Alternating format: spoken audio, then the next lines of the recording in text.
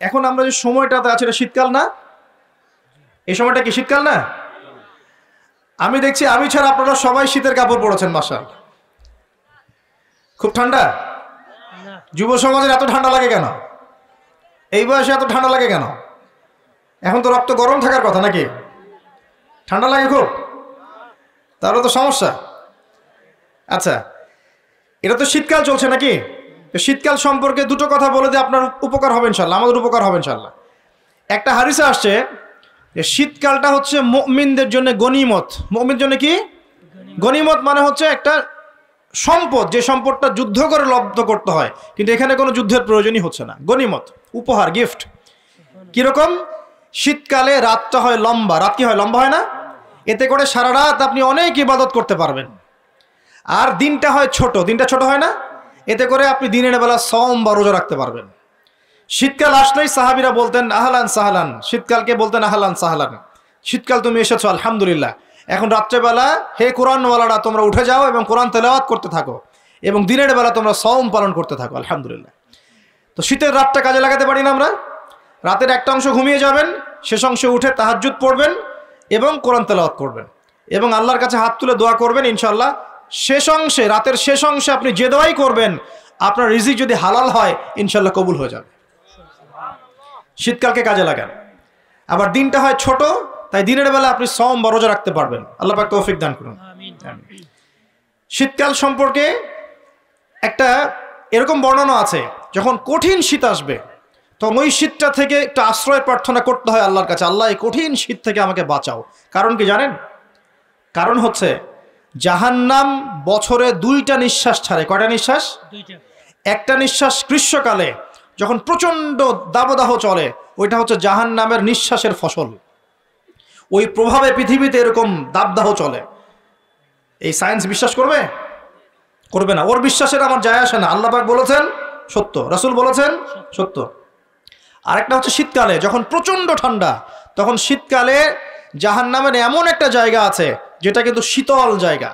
জাহান্নামের পুরো জায়গাটাই কিন্তু আগুন নয়, এমনও জায়গা আছে যেটা কি খুব শীতল। ওই শীতল অংশ শ্বাস ছাড়লে এই যে পৃথিবীতে সেই এই শীতের একটা প্রভাব চলে আসে, প্রচণ্ড ঠান্ডার শৈত্যপ্রবাহ চলে আসে।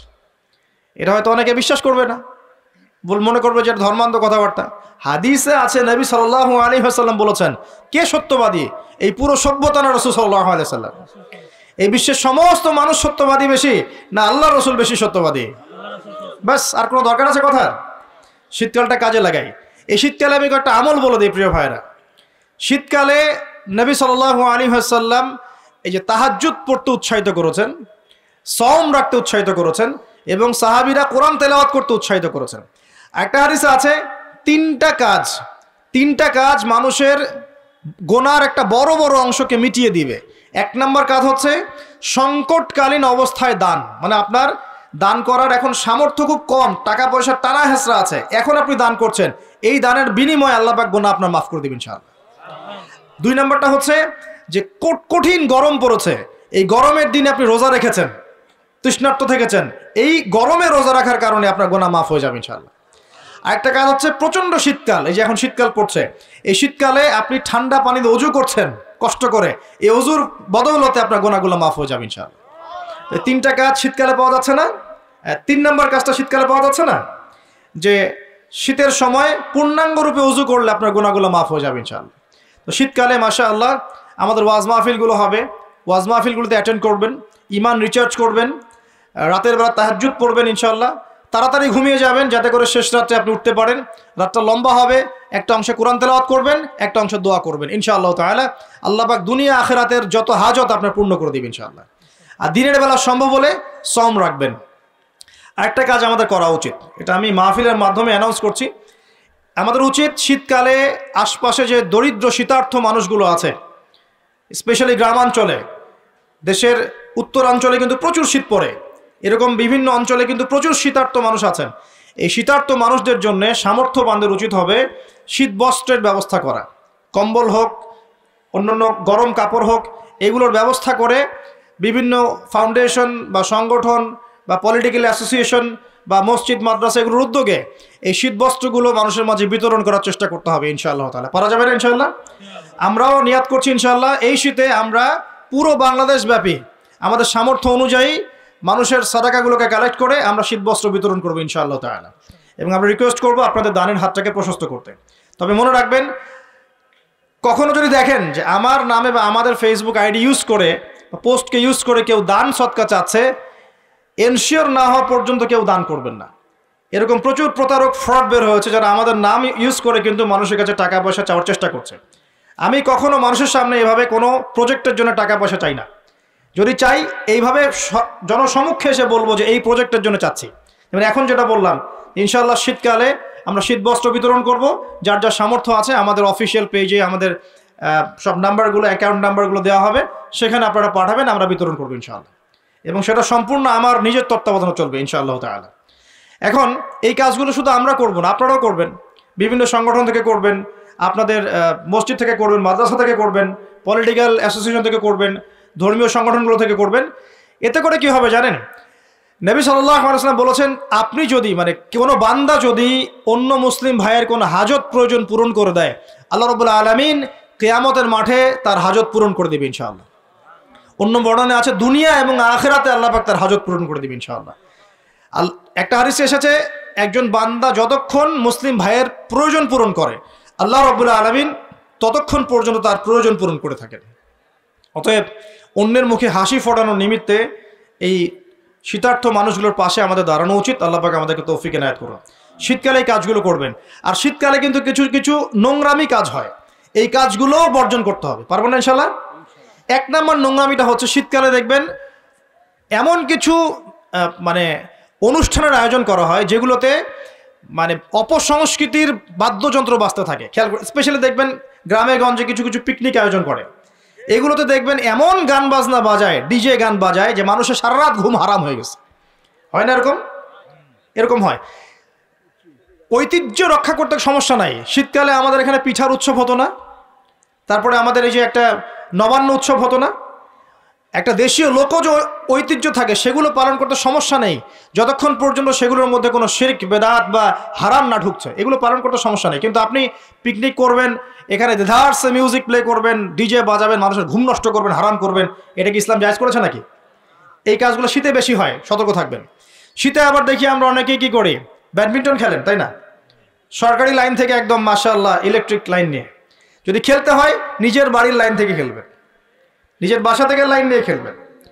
খেলেন, আমি উৎসাহিত করছি, কারণ এটা আপনার ফিজিক্যাল স্ট্যামিনার বাড়াবে, অ্যাটলিস্ট আপনার শরীর চর্চা হবে। ঠিক আছে, আপনার শরীর চর্চার দরকার আছে। এই কাজগুলো মোবাইলের সামনে বসে বসে সময় নষ্ট করার চেয়ে অনেক ভালো আছে। ঠিক আছে, কিন্তু আপনি চুরি করে লাইন নেবেন না কারো কাছ থেকে। তারপর শীতকালে দেখবেন কি হয়, বেশি বেশি মাদকের আসর বসে শীতকালে। ঠান্ডা তো, শীতকালে বেশি বেশি মাদক দ্রব্যের আসর বসে, খেয়াল করে দেখেন। এগুলো থেকে আমাদের যুব সমাজকে বাঁচাতে হবে। শীতকালে জেনা বেড়ে যায়, কিন্তু শীতকালে দেখবেন জেনা বেড়ে যায়, এটা একটা অ্যাডাল্ট ওয়ার্ড, কিন্তু আপনি বুঝবেন শীতকালে এগুলো বেড়ে যায়। আল্লাহ পাক এই যুব সমাজকে জেনা থেকে বাঁচিয়ে রাখুন। শীতকালে দেখবেন কনসার্ট বাড়ে, কিছু কনসার্ট বাড়ে না, এবং মিউজিক্যাল কনসার্ট বাড়ে। দেখবেন মানুষ স্টেজে উঠে একদম কি লাফালাফি শুরু করে, কি মিউজিকগুলো প্লে করে, মানুষকে উন্মাদনার মধ্যে রেখে দেয়, এবং হাজারে না লক্ষ লক্ষ যুবক সেই কনসার্টগুলোতে যায়। এগুলো থেকে বেঁচে থাকবেন, বরং প্রয়োজনে ওয়াজ মাহফিলগুলোতে এসে ইমানকে রিচার্জ করেন। আল্লাহ পাক তৌফিক এনায়েত করুন, আমিন। তো আমরা শীতকালটাকে মূল্যায়ন করি, হায়াতটাকে মূল্যায়ন করি, ইনশাআল্লাহ তাআলা এই শীত আমাদের জীবনে বরকত নিয়ে আসবে ইনশাআল্লাহ। এবং আল্লাহ রাব্বুল আলামিন এর ওসিলে আমাদের গুনাহগুলো মাফ করবেন, বেশি বেশি নেক আমলের তৌফিক দিবেন, যাতে করে পরকালটা সুন্দর হয় ইনশাআল্লাহ। আল্লাহ রাব্বুল আলামিন সবাইকে তৌফিক এনায়েত করুন, আমিন। প্রিয় ভাইরা, এভাবে আপনি রাতটা পার করলেন, দিনের বেলা এবার সকালে ঘুম থেকে উঠলেন, উঠে আপনি কি করবেন? নিজের মন গড়া পদ্ধতিতে উঠে বাথরুমে চলে যাবেন, নাকি একটু দোয়া কালাম পড়বেন? উঠে দোয়া পড়বেন, আলহামদুলিল্লাহিল্লাযী আহইয়ানা বা'দা মা আমাতানা ওয়া ইলাইহিন নুশুর। তারপর যাবেন আপনি বাথরুমে, গিয়ে আগে কোন পা ঢুকাবেন? ডান পা না বাম পা?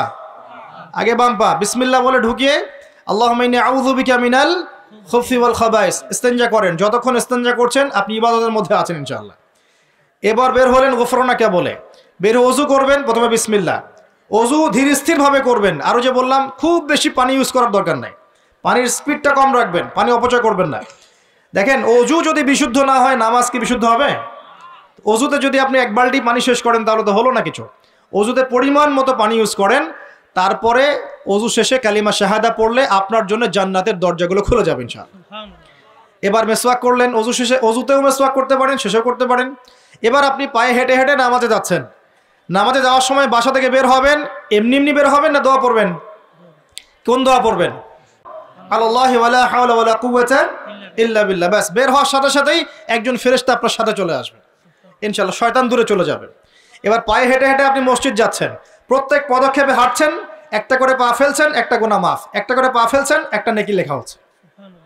আর কি চাই বলেন? আল্লাহ পাক রহমত দিচ্ছেন, মর্যাদা বাড়াচ্ছেন। এই সময় একটা দোয়া পড়তে পারেন, আমি শিখিয়ে দেই। এই দোয়াগুলো সব হিসনুল মুসলিম বইয়ের মধ্যে আছে। প্রিয় ভাই, সবগুলো দোয়া মুখস্থ করে ফেলেন। সারা জীবনে কত কিছু মুখস্থ করলেন, আমি ফখর করছি না, কিন্তু আমি বিশ্বাস করেন এই মুহূর্তে যদি বাংলাদেশের সব দোয়ার বইও না থাকে, মুখস্থ একটা পুরা হিসনুল মুসলিম লিখে দিতে পারবো ইনশাআল্লাহ। পুরা বইটা মুখস্থ করে ফেলবেন ইনশাআল্লাহ। পারা যাবে না? যদি ইসলাম তো এমনই, পৃথিবীতে যদি কোনো কোরআনের কপিজ এখন না থাকে, এরকম কপিজ, এরকম লক্ষ লক্ষ হাফেজ, কোটি কোটি হাফেজে কোরআন আছেন, আগামীকাল হওয়ার আগেই, সূর্য ওঠার আগেই কোরআন লেখা শেষ হয়ে যাবে। হবে না? মুখস্থ করে ফেলবেন। সবকিছু অ্যাপসে নির্ভর হবেন না, বইয়ে নির্ভর হবেন না, নিজের জেহেনে নিয়ে নেবেন ইনশাআল্লাহ। এরপরে আপনি চলার পথে পড়বেন আল্লাহুম্মা ইজআল ফি কলবি নূরা ওয়া ফি লিসানি নূরা ওয়া ফি সামঈ নূরা ওয়া ফি বাসারি নূরা ওয়া আন ইয়ামিনি নূরান ওয়া আন শিমালি নূরান ওয়া মিন ফাওকি নূরা ওয়া মিন তাহতি নূরা আল্লাহুম্মা ইজআল ফি নাফসি নূরা। এই দোয়াটা পড়তে পারেন। এতে করে আল্লাহ পাক আপনাকে নূর দিবে। কি দিবে? নূর বা আলো দিবে ইনশাআল্লাহ। এই নূর আপনার জীবনেও লাগবে, কবরেও লাগবে ইনশাআল্লাহ। এবার নামাজে গেলেন, মসজিদে ঢুকবেন কি এমনি এমনি না দোয়া আছে? ডান পা দিয়ে ঢুকবেন, দোয়া পড়বেন বিসমিল্লাহ ওয়াসসালাতু ওয়াসসালামু আলা রাসূলিল্লাহ আল্লাহুম্মা ইফতাহ লি আবওয়াব রাহমাতিক। আরেকটা দোয়া আছে আউযু বিল্লাহিল আযীম ওয়া বিওয়াজহিল কারীম ওয়া সুলতানিহিল কদীম মিনাশ শাইতানির রাজীম। এটাও পড়তে পারেন। ব্যাস, এই দোয়া পড়লে শয়তান থেকে আপনি নিরাপদে থাকবেন। নামাজে দাঁড়ালেন, এই যে ফজর পড়বেন, যোহর, আসর, মাগরিব, এশা, 5 ওয়াক্তের নামাজ পড়বো না? প্রত্যেক ওয়াক্তের জন্য একটাই নসিহত, সেটা হলো নামাজের বাহ্যিকতা গুরুত্বপূর্ণ, কিন্তু বাহ্যিকতার চাইতে বেশি গুরুত্বপূর্ণ হচ্ছে নামাজের আধ্যাত্মিকতা, নামাজের হার্ট, মানে মারেফত, ইহসান, খুশু, এগুলো বেশি ইম্পর্টেন্ট। নামাজে মনোযোগ ঠিক থাকছে কিনা খেয়াল রাখতে হবে। মনোযোগ বাড়ানোর বুদ্ধি কি? কয়েকটা টিপস বলে দেই। মনোযোগ বাড়ানোর বুদ্ধি হচ্ছে নামাজে যা বলছি মুখ দিয়ে, এগুলোর আরবির অর্থগুলো আপনার জানতে হবে। যদি আপনি অর্থটা জানেন, দেখবেন আপনার মনোযোগ অনেক বেড়ে গেছে ইনশাআল্লাহ। অর্থ না জানলে আপনি দাঁড়িয়ে থাকবেন, হাই তুলবেন, হাই, হুজুর তেলাওয়াত করছে, আপনি হাই তুলবেন, কারণ অর্থ আপনি বোঝেন না। একটু খেয়াল করেন, একটা এক্সাম্পল খেয়াল করেন। মনে করেন আপনার মা অসুস্থ, নাউজুবিল্লাহ, আপনার বাবা অসুস্থ, আল্লাহ না করুক, বা আপনাদের ছেলে সন্তান, মেয়ে সন্তান অসুস্থ। এখন আপনি কোনো উপায় নাই, ডাক্তার বলছে যে খুব সিরিয়াস অবস্থা, হয় না এমন মাঝে মাঝে?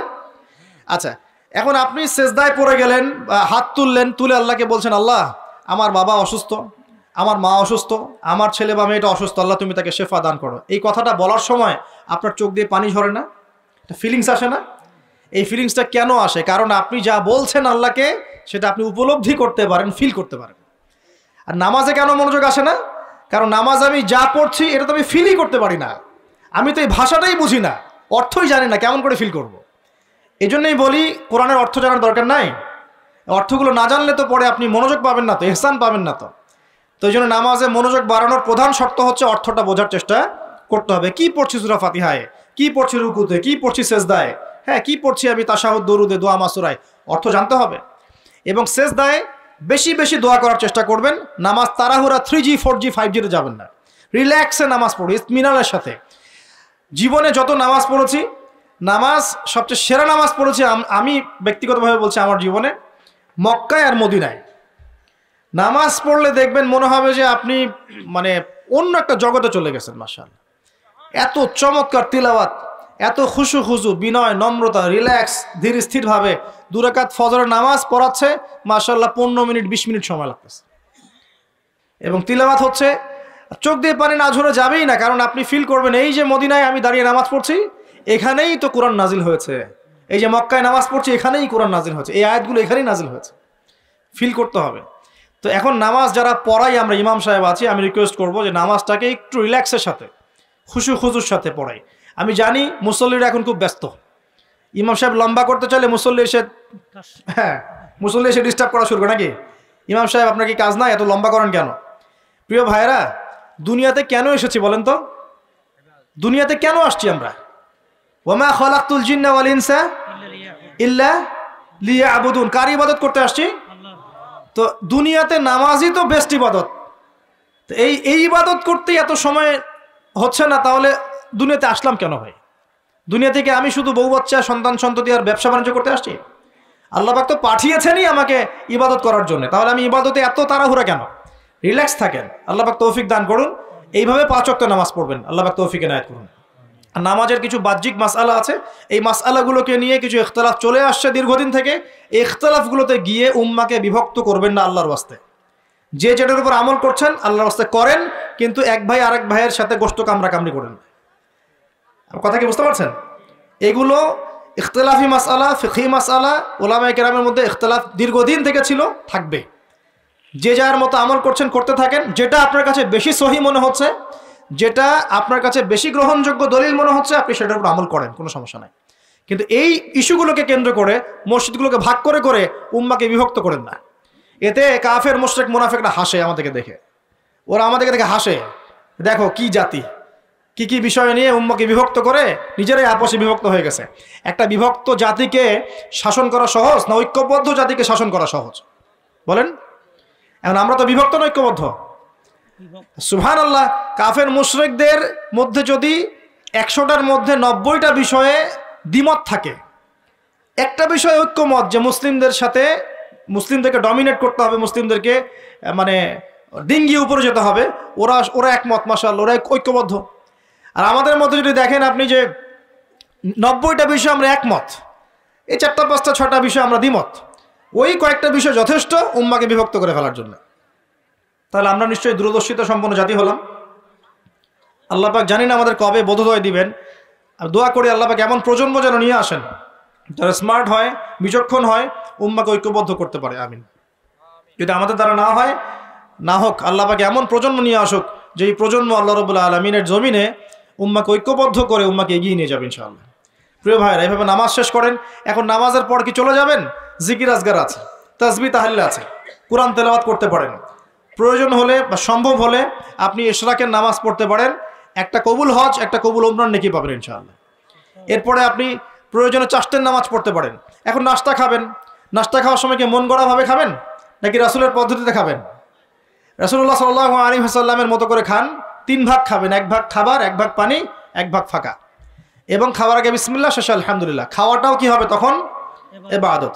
এভাবে আপনি পড়াশোনা করবেন। এরপরে স্কুলে যাবেন বা কলেজে যাবেন বা বিশ্ববিদ্যালয়ে যাবেন বা আপনার চাকরি ক্ষেত্রে যাবেন, ব্যবসা ক্ষেত্রে যাবেন, বিভিন্ন জায়গায় চলে যাব আমরা। এখন কি নামাজ তো পড়লাম রাসূলের মতো, তাহাজ্জুদ পড়লাম রাসূলের মতো, ওযু ইস্তেঞ্জা খাবার খেলাম রাসূলের মতো। এখন কি আমি অর্থনৈতিক জীবনে গিয়ে রাসূলের খেলাফ চলবো? আমি কি শিক্ষা ক্ষেত্রে গিয়ে রাসূলের খেলাফ চলবো? আমি কি পরিবারে এসে এখন রাসূলের আদর্শের বিরুদ্ধে চলবো? তাহলে কি আমি পরিপূর্ণ মুসলিম হতে পারবো? তাহলে সমাধান কি? ব্যবসা করতে গিয়েছেন, এখানে ব্যবসার সুন্নত আছে। মাপে কম দিতে পারবেন না, পণ্যে ভেজাল মিশাতে পারবেন না, কাউকে ঠকাতে পারবেন না, ঠিক আছে, মজুদদারি করতে পারবেন না, আপনি কৃত্রিম সংকট তৈরি করতে পারবেন না। ব্যবসার মূলনীতি মেনে চলবেন, ইনশাল্লাহ আপনি এখানেও নেকি পাবেন ইনশাআল্লাহ। বরং সৎ ব্যবসায়ী হলে পরে আপনি নবীদের সাথে হাসর করতে পারবেন ইনশাআল্লাহ তাআলা। চাকরি করতে গিয়েছেন, এখন কি ফাঁকি দিবেন কাজে? এখন কি ঘুষ নেবেন? এখানে কি আপনি সুদ খাবেন? এখানে কি আপনি দুর্নীতি করবেন? এখানে আপনার চয়েস, আপনি যদি করেন ক্ষতিগ্রস্ত হবেন। ইবাদত বন্দেগীর জীবনে আপনি মুসলিম হলেও এই ক্ষেত্রে কিন্তু আপনি পরিপূর্ণ মুসলিম হতে পারছেন না। আবার যদি সমাজে যান, এখানে কি আপনি গিয়ে মন গড়া সব কাজ করবেন, মন গড়া বিধান প্রয়োগ করবেন? এটা কিন্তু আপনার চয়েস। কিন্তু যদি আপনি করে ফেলেন, তাহলে ওই ক্ষেত্রে আপনি পরিপূর্ণ মুসলিম হতে পারলেন না। এভাবেই জীবনের প্রত্যেকটা ক্ষেত্রে যদি আমরা রাসূলের আদর্শ মেনে চলি, অটোমেটিকলি সমাজে শান্তি, শৃঙ্খলা, স্থিতিশীলতা চলে আসবে ইনশাআল্লাহ। এবং শুধুমাত্র যুব সমাজ নয়, আমাদের প্রবীণরা, মা বোনরা, আমাদের আগামী প্রজন্ম এবং চলমান যে প্রজন্ম চলছে, সকলেই উপকৃত হবে ইনশাআল্লাহ আযজা ওয়া জাল। আজকের এই একটা আয়াত জাস্ট আমি তেলাওয়াত করেছি, ওটার আমি ক্ষুদ্র জ্ঞানে ব্যাখ্যা করার চেষ্টা করলাম। রাসূলুল্লাহ সাল্লাল্লাহু আলাইহি ওয়াসাল্লাম যা যা দিয়েছেন সমস্ত সুন্নতগুলোকে আমল করার চেষ্টা করতে হবে। আল্লাহ পাক তৌফিক দান করুন, আমিন। একই সাথে নবী সাল্লাল্লাহু আলাইহি ওয়াসাল্লাম যত কিছু নিষেধ করেছেন সমস্ত নিষেধগুলোকেও বর্জন করতে হবে ইনশাআল্লাহ। আল্লাহ পাক তৌফিক এনায়েত করুন। আপনি সুন্নত মানছেন ঠিক আছে, কিন্তু শিরক ছাড়ছেন না, চলবে না। বেদাত ছাড়ছেন না, চলবে না। হারাম রিজিক ছাড়ছেন না, চলবে না। সুদ ঘুষ ছাড়ছেন না, এটা চলবে না। অন্যের হক নষ্ট করছেন, চলবে না। যদি পরিপূর্ণ সাফল্য পেতে চাই, তাহলে কিতাবের পূর্ণ অংশের উপর আমল করার চেষ্টা করতে হবে। এক অংশ মানবো, এক অংশ মানবো না, এই মুনাফিকি খাসলত ত্যাগ করতে হবে। আল্লাহ পাক সবাইকে তৌফিক ইনায়াত করুন, আমিন। আমরা আলোচনা এখানে গুটিয়ে নিচ্ছি এবং দোয়া করছি আল্লাহ রাব্বুল আলামিন আমাদের সকলকে রাসূলুল্লাহ সাল্লাল্লাহু আলাইহি ওয়াসাল্লামের মতো সুন্নাহ মাফিক জীবনযাপন করার তৌফিক ইনায়াত করুন এবং জীবনের প্রতিটা ক্ষেত্রে সুন্নত বাস্তবায়নের তৌফিক দান করুন। আল্লাহ পাক আমাদের যুব সমাজকে হেদায়েত করুন এবং যাবতীয় পাপাচার থেকে আল্লাহ পাক তাদেরকে হেফাজত করে রাখুন। আমাদের মা বোনদেরকে আল্লাহ পাক খাস পর্দায় থাকার তৌফিক ইনায়াত করুন। আমাদের সন্তান সন্ততিদেরকে আল্লাহ পাক মানুষের মতো মানুষ করার তৌফিক দান করুন। যারা অসুস্থ আছে আমাদের মধ্যে আল্লাহ রাব্বুল আলামিন সবাইকে শেফায়ে কামেলা দান করুন এবং যারা ইন্তেকাল করেছে আমাদের মধ্যে আল্লাহ রাব্বুল আলামিন সবাইকে মাফ করে দিন, সকলের কবরের শাস্তি আল্লাহ পাক মাফ করে দিন। আমাদের ঊর্ধ্বতন কর্তৃপক্ষ যারা আছেন, যারা এই মাহফিলকে সফল করেছেন, সার্থক করেছেন, অনুমতি দিয়েছেন, প্রশাসনিক সহযোগিতা করেছেন, আমাদের সভাপতি হিসেবে ছিলেন, মঞ্চে উপস্থিত ছিলেন, সকলের প্রতি আমার বিনম্র শ্রদ্ধা থাকবে। সকলকে আল্লাহ রাব্বুল আলামিন যেন ইহকালেও সফল করেন, পরকালেও নাজাত এবং মুক্তির পথ করে দেন। আল্লাহুম্মা আমিন। আকুলু কওলি হাযা আস্তাগফিরুল্লাহি লি ওয়া লাকুম ওয়া লিসাইরিল মুসলিমিন। বারাকাল্লাহু লানা ওয়া লাকুম বিল আয়াতিল হাকীম। সুবহানাকা আল্লাহুম্মা ওয়া বিহামদিকা আশহাদু আন লা ইলাহা ইল্লা আনতা আস্তাগফিরুকা ওয়া আতুবু ইলাইক। আসসালামু আলাইকুম ওয়া রাহমাতুল্লাহি ওয়া বারাকাতুহু।